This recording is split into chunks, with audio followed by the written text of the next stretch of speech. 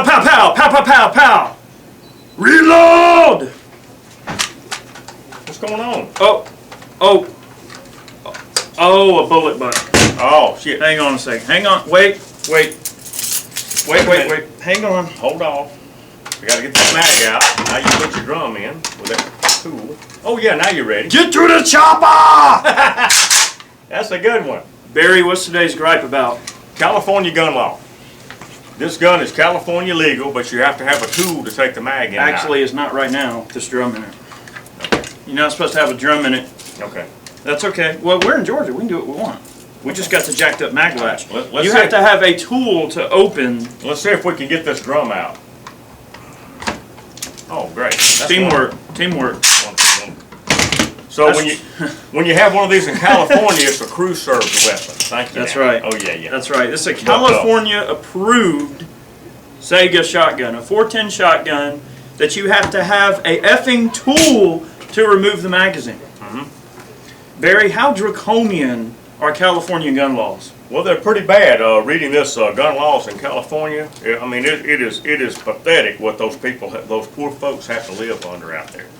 Now, this magazine that fell out of it, that's a 5-round mag, right? Correct. So, I mean, we sell 15-round mags, but you can't put it in there because according to California law, that's right, you cannot import, sell, export, or anything, a high-cap magazine. So that 30-round drum would be illegal.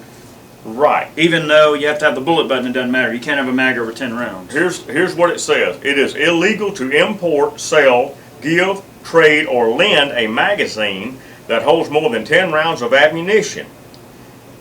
The possession of such magazines is legal, however. It says right here. It's legal to possess them, but apparently you can't do anything with them. You have to keep them. Apparently they're grandfathered, right, under the law. I'm assuming so. Okay. Which leads me to the text on my shirt. All right. Restricted, law enforcement, government use only. Right. This is the text that you're going to see on a grandfathered mag or basically a Clinton era gun ban mag. I mean, they had to stamp them restricted. Now, I'm assuming that there's a similar type of clause in California. I mean, I can't be sure. By the way, the shirts that me and Barry are wearing were actually donated by the folks over at Indo. We love these shirts. They're real lightweight. They're airy and light, like Grandma's biscuits. I mean, hey, this is nice, right? Yeah, here. thanks, guys. We real appreciate nice. it. Yeah. Yeah, we love the shirts. Anyway, really appreciate it. California, I mean, they've got some really jacked up things going on. I mean, going into this gun gripe, we were just kind of thinking in our minds, like, how are we going to approach this? Because this video is basically like a complete, like, conglomerate of every single gripe that you will ever make about guns in your whole life. Go back to draconian bullshit California gun laws. I mean, come on. So, what else do they have to do, Barry? Let's go through some of this a bit. Well, in order to get a carry permit, they have 3 categories that you have to go through. There's may issue category, shall issue, and no issue. Right. It depends on your municipality. The sheriff and the counties can determine whether, and you have to give them a good reason for having the gun too. It's not because I want to exercise my Second Amendment right. You have to prove to them that you need the gun, a legitimate purpose, so on and so forth. Right there. California has no provision in its state constitution that explicitly guarantees an individual the right to keep and bear arms. Right. Now, that was challenged. That particular, I guess, wording was challenged with the Heller and McDonald, the Supreme Court versus Heller, and then Supreme Court versus McDonald in 2010. It said it established that the Second Amendment applied to all states within the Union, obviously, and many of California's gun laws are now being challenged in federal courts. Obviously, they will be. Of course, you have people like Senator Feinstein. Of course, her name is well known in the anti-gun community because she's pretty much like the crypt keeper, bandwagon ringleader for this whole like crooked operation in terms of all these draconian laws. In 1994, which is almost 20 years ago, folks, right. Dianne Feinstein pioneered. She came up with all the ideas and the restrictions for the Clinton ban, and she tried to do it again with Obama. However, they rammed the Clinton thing down our throats, but the Obama thing didn't go that far because nobody's gonna vote for that. I mean, as dumb as they are, they were smart enough to realize. Well, even the Democrat-controlled Senate defeated. They said no. Not going to do it. Right. They're looking out for their jobs because they would be out of a job. And if you go back and look at history with the Clinton, when some of the Democrats voted for the crime bill, they were out of office next election. They got voted out. And that would have happened this time too, but they've done wised up now. They're not going to go for that anymore. They're looking out for their own hind end now. Looking after their families and their jobs and so on and so forth. And they're trying to serve, maybe they're trying to actually serve the people, which would be a refreshing change from what's been going on. But in here, I was reading over this about the magazines. It used to say, I don't think it says in here, but you can't have a belt that holds over 10. You cannot have, if you had Like a gun belt. Right, if you had a 19 semi-automatic rifle, you couldn't have more than 10 rounds in it at a time with a belt. Well, see, they don't allow NFA. That's another thing I wanted to mention, too. There are so many crazy laws that California has. I mean, we could not spend 30 minutes and cover all of them. Right. So we're going to try to keep it, kind of short and sweet and straight to the point.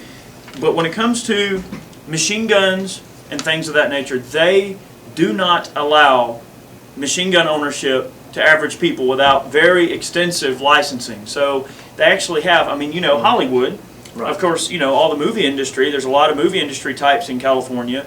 Well, they can get permits to get like blank fire machine guns, real machine guns for that matter. However, an average person obtaining such permission to have a belt-fed full auto or whatever the case may be, from what I've seen, is extremely strict. I mean, they just won't let anyone have that right. And to me, it's like, okay, well, the film industry, all right, well, the film industry has the right to make their films or whatever, but then they're going to say, all right, well, we all live in California, but the guys that make the films get the machine guns, but Joe Blow wants to go in the desert and play, screw you. I mean, are you an American or not? I mean, what does it come to? Well, getting back to the high-cap mags, according to this paper, you can own a 30-round magazine for your AR, but your gun has to have the bullet button. It says under the definition, if you have to use a tool to take the mag out, then the gun does not have a detachable magazine. If you have to use a tool to do it, it is not defined under the prohibited gun. So, but it does have a detachable mag. It just takes you longer to change the mag. Now, some of the California legal ARs, you have to actually open them up and load them with a stripper clip. They have a magazine that's built into the gun. Well, from what I've been told, I was told by a YouTuber that I mean, as it may be correct, it may not be, but a YouTuber told me that those particular ones where you have to break them open and pop stripper clips in, that's the old style. Okay. They don't have to do that anymore. Now they have the bullet button. Right, they have the bullet button. Now, the problem with the bullet button, of course, is that there is no real scenario where you're going to be able to change mags easily. And if you do, and it's over 10 rounds, you're breaking the law. So right off the bat, I mean, they've already turned it into something that no one is going to go through the trouble of doing in any real tactical situation. So see, like I just changed that magazine and I put that 30-round drum in it. In California, that would be a felony charge. They can actually get me for a felony for putting that drum in this shotgun. Although here in Georgia, now granted, the button's on it, but I can have a 30-round drum in this in Georgia, it doesn't matter. But, I mean, you're going to say that, like, someone can't just go to another state, buy the drum, take it back to California, pop their little 5-rounder out and stick a 30-rounder in it? I mean, it's just all, it goes back to our gripe about the thought police. The Californian government, it's all about the thought police. They're regulating what you may or may not do and punishing you proactively for something you haven't even done yet. Right. So, Getting back to the thought police, that's exactly what it's all about. Right. They're trying to punish you for something that you might do, not something that you have done. And everybody, people think if we pass a law, people will obey it. Well, laws get broken every day, all day long. Everybody knows it's illegal to make a bomb and blow it up on the sidewalk, but that didn't stop it from happening, and it's not going to stop it from happening. And they're not gonna make it where you have to pass a background check for a pressure cooker, are they? No. These California gun laws that those people have to live under every day, this is what they tried to ram down all of our throats about 3 months ago. Right. And it didn't work. Now, you're always going to have rogues like New York with Bloomberg. You're always going to have rogue states like California. Now we got Colorado going rogue on us. But it's not going to take over the whole country. And I tell you what, folks, I really feel sorry for people that have to live under that kind of a rule. I would not live there. I will not live there under that kind of conditions. They can't tell me what I can do legally as a law-abiding citizen. Well, Barry, here's the thing, is that some people, and I get it, you know, some people, the way that they look at things is more along lines of like, that's where their jobs are, that's where Right. their families are. Some people can't help it. Right. I mean, not everybody has the ability to just say, screw this government, I'm packing up, moving somewhere more friendly. I mean, a lot of people just don't have that luxury. Right. And I really feel for them because, I mean, it's like you're stuck. And again, I mean, are you a sovereign citizen? Are you a, you know, law-abiding citizen? Are you a, you know, a proper, you know, citizen of this country that has the full rights of anyone, anywhere else in any other state? I mean, it's like you're a sub-citizen when you're treated that way. And that's the way I've always looked at California, is like, it's like you are treated like a sub-citizen. Right. You're less than we are. Right. Now, the government here can have again, that. playing the devil's advocate, that's one of Eric's catchphrases. If I had to live in New York, or I had to live in California, I would obey the law, but I would have whatever guns they would allow me to have. That's right. I'm not going to be disarmed. Now, some places in New York, you're not armed at all. So you got to be careful with all this kind of stuff. But like I said, if I had to live in a place like that, I'm going to obey the law, but I'm going to have some kind of protection for myself. I'm not going to, I'm not going to be a servant. I agree. No, I'm not going to do that. There's no sense to be a servant for anybody. And ultimately, if you're living in a place where the government has more guns and more power and more ability to overtake you in that form, then ultimately you are a servant. You are a substandard citizen to them. In their eyes, they can do whatever they want to. Right. Now, here's something that gets me. It says semi-automatic firearms that the state has classified as assault weapons: 50 BMG caliber rifles, a magazine that holds more than 10 rounds of ammunition, which we already talked about. 50 BMG caliber rifles. So Barrett, all right, cannot sell his 50 caliber to, say, someone in California. Well, they've gotten around that. Ronnie Barrett said, okay, fine. You're not going to let your citizens have 50 caliber guns? Well, then we're not going to sell our damn 50 calibers to the government of California, and good for them. Right. Good for them. Ronnie Barrett was the first manufacturer to do that. We've had other manufacturers follow suit. There was one manufacturer that's not going to sell anymore to New York City. They said, if you're not going to let your citizens have the same gun you got, we're not going to service your guns either. I think it was CMMG. But there was one AR company, but other companies are following suit. Magpul is made in Colorado, and I think they're moving out of the state. They're having to. They're jumping ship. They're moving. Another thing about that too is that, what Barrett did is, you're going to correct me if I'm wrong, the 416 Barrett? He came out with a 416 Barrett, 416 which is Barrett. a hellaciously nice cartridge. That round is that round is supersonic at 2,500 yards, and it's a hell of a lot better sniper. Well, right, but see, that particular cartridge though, it doesn't count as a 50 caliber because Right. it's a neck down 50 BMG. It's 416. So see, it's the thought police. There's always ways around it. But for the government of California to just say, well, because someone has a 50 caliber, they're going to shoot a hole in my in my limousine as it's rolling down the road, or they're going to, you can't assume that someone's going to do something bad with a gun just because it exists. I mean, if that's the case, we should all ban cars, because I can get in my car and run way more people over more quietly and more effectively than I can a firearm. So are we going to ban cars? I mean, it's just the most draconian bullshit I've ever seen in my whole life. The people, the honest taxpayers of California are paying people to think up this stuff, and that's outrageous. I know. That is totally outrageous. I know, it's like paying a doctor to come up with a way to kill you slowly for the rest of your life. It's like it's just as bad. It really is. They do require pistol registration. They don't have long gun registration. They do have pistol registration. I'm not going to go into the details, but again, it's bad, people. All right. We already talked about the assault weapon law, magazine restrictions, carry permits, usually may issue, NFA weapons restricted. Why don't you talk about that? Firearm sales. Yes. Sales of firearms from one person to another, which is private party transfers, must be through a licensed firearm dealer using a private party transfer form. And that's what they tried to do with the universal background. Correct. And it didn't work. In other words, if Eric wanted to sell his neighbor his deer rifle or something, he would have to come through a dealer, Right. pay a fee. It says here in California that there's a $10 fee in addition to the $25 transfer fee that the state charges. So a $35 transfer fee that you have to have to transfer a gun. I'm assuming if you want to give a gun to your kid. Well, see, again, it's just this convoluted, random mess. It's like when they come up with these laws, people, they don't know how they're going to enforce them. They don't know how it's going to affect people down the road. They don't even know. I mean, the law enforcement people don't even know. And if you look at, this information we found off of Wikipedia, don't kill me, but I mean, I don't know all the California gun laws by heart. So when you look at the way some of these statements in this document are laid out, they even say that, if you go into obviously the large cities like Los Angeles, places like that, of course the gun restrictions are going to be really strict because of the problems they have being an urban area.